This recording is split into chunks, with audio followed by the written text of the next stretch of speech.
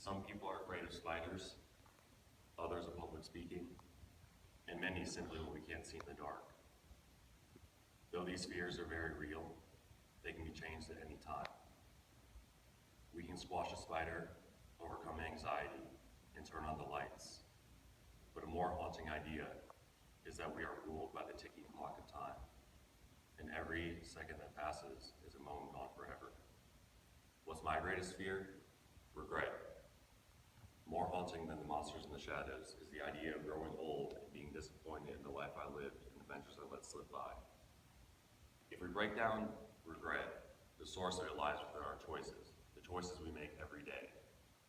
Now, I've had many incredible experiences over my life, and one experience that was both incredibly good and incredibly bad was my spinal fusion surgery that I had when I was 16.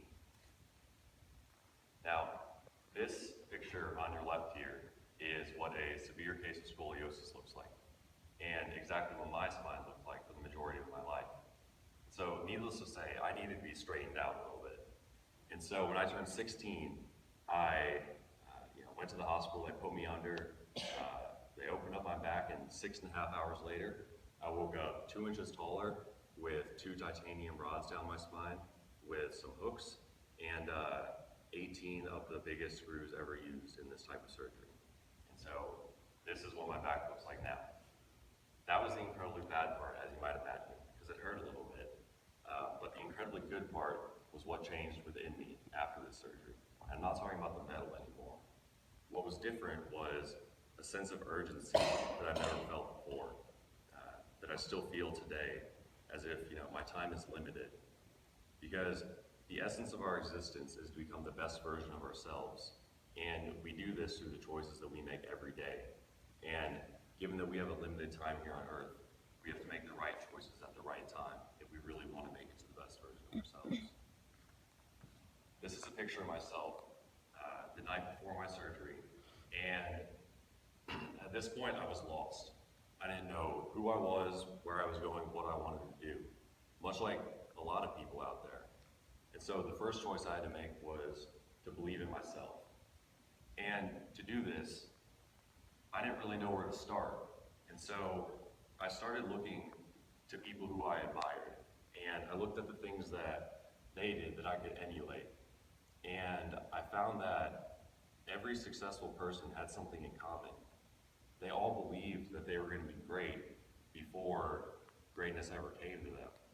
But where did this idea come from? It came from their belief in themselves.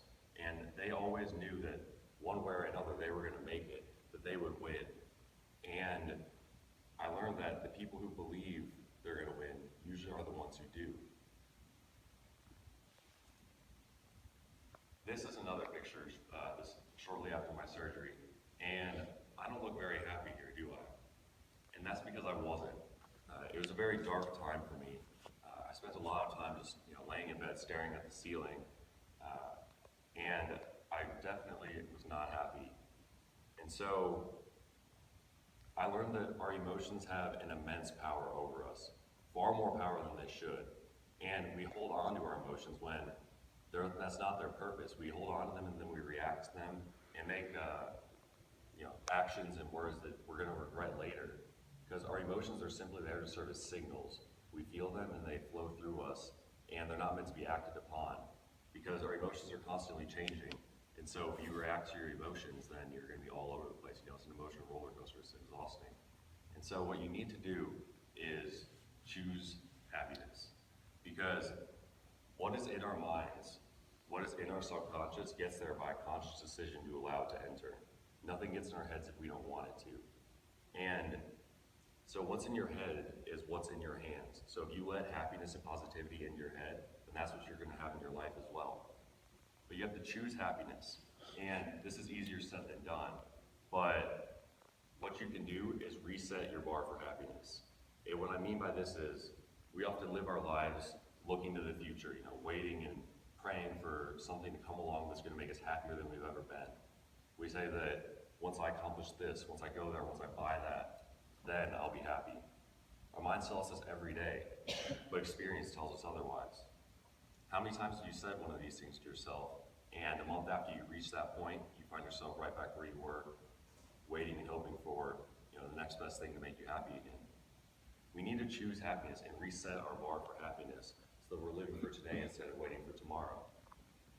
And we need to remember to smile more, because we don't own all the problems in the world and we shouldn't act like it. Now, I'm going to let you all laugh at this picture here. This is me when I was 14, and you're probably wondering why I took that picture. And I don't know either.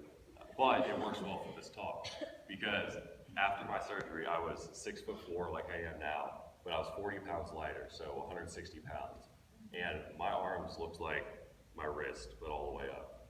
And so I got made fun of a lot by my peers, by people's parents, by girls, and this infuriated me.